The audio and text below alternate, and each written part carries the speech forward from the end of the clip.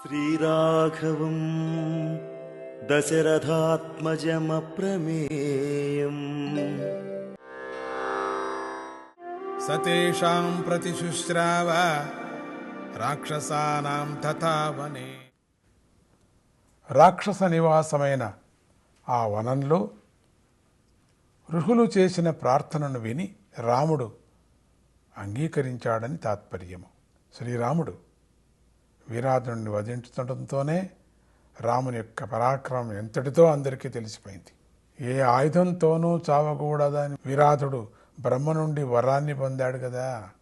అందుచేత వీరాధుణ్ణి ఎవడూ ఛేదించలేడు, భేదించలేడు, చంపలేడు. అంతటి వాడిని రాముడు పడగొట్టాడు. ఇక శరభంగ మహాముని గొప్ప తపోధనం కలవాడు కదా. ఇంద్రుడు దేవతలు వచ్చి ఆయనతో మాట్లాడి వెళుతూ ఉంటారు కదా.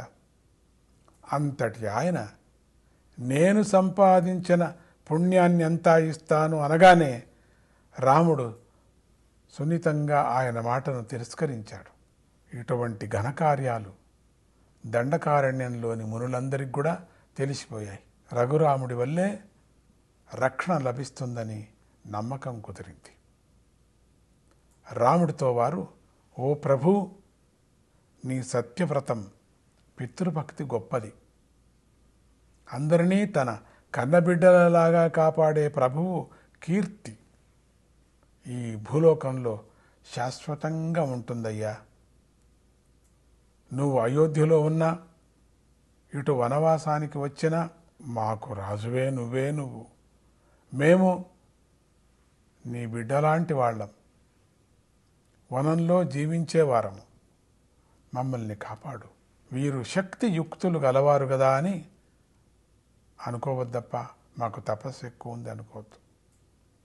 మేము ఆయుధాలను విడిచిపెట్టాం, కోపాన్ని జయించాము. జితేంద్రియుల మేమందరూ కూడా జితేంద్రియాన్ని పాటిస్తున్నాం. అయినా కూడా నువ్వే మమ్మల్ని కాపాడాలి. మందాకిని నుండి పంపానది వరకు గల మహర్షులను రాక్షసులకు ఘోరంగా హతమారుస్తున్నారయ్యా. నువ్వు పరాక్రమవంతుడివి. ఈ భూమిలో నువ్వే మాకు దిక్కు.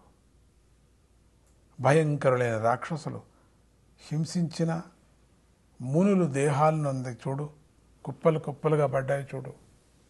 ఇదిగో ఇది రాక్షసుల చేత సంహరించబడితక్కంత ఋషుల ఎముకల గుట్టలు గుట్టలు రాశిగా ఉంది. రామా, ఇవన్నీ నువ్వు చూడు. వనవాసులమైనటువంటి మాపై వారు పగబట్టిన విధానం చూడయ్యా. వారి ఘోర కృత్యాలను మేము సహించలేకపోతున్నాం. రామా, మమ్మల్ని రక్షించు, దుష్టులను శిక్షించు, ధర్మం స్థాపించు, దయ చూపించు. నీ శరణు వేడుకుంటున్నామయ్యా, అందరూ కోరుతున్నాం అని శ్రీరాముడికి వారి ఆవేదన అంతా ప్రార్థన చేస్తూనే ప్రభువుకి అంతా అర్థమైంది. వాళ్ళు పడుతున్నటువంటి కష్టాలను చూసి స్వామి చలించిపోయాడు. నిరంతరము లోకశాంతి కోసము తమ యొక్క తపశ్శక్తి ధారబోసే వాళ్ళని రక్షించాలనుకున్నాడు. ధర్మాలను ఆచారాలను తాము ఆచరిస్తూ ప్రజల చేత ఆచరింపజేయటానికై నిలిచినటువంటి ఋషులకు ప్రాణాపాయం ఏర్పడినందుకు తట్టుకోలేకపోయాడు ప్రభువు. నానా విధాలుగా శిష్టులను, వీళ్ళందరి శిష్టులను బాధిస్తున్నటువంటి మంచి మంచి యోగ పురుషులైనటువంటి వాళ్లను బాధిస్తున్నటువంటి దుష్టుల అంతం చూడాలనుకొని మనస్సులో సంకల్పించుకున్నాడు. వారి విషయంలో ఒక ప్రణాళిక వేసుకున్నాడు. ఏం చేస్తే మంచిది? అసురులపైన, రాక్షసులపైన తీవ్రమైన కోపం కలిగి మునుల యొక్క ప్రార్థనను మన్నించాడు. రాక్షస వధ విషయంలో మునులకు రాముడు తన అంగీకారాన్ని తెలిపాడు. మిమ్మల్నంతా కూడా మీకు రక్షణ కల్పిస్తాను, నేను రాక్షస వధ చేస్తాను అని చెప్పాడు. వాళ్ళందరూ చాలా సంతోషించారు. ఓం సీతారామాభ్యాం నమః.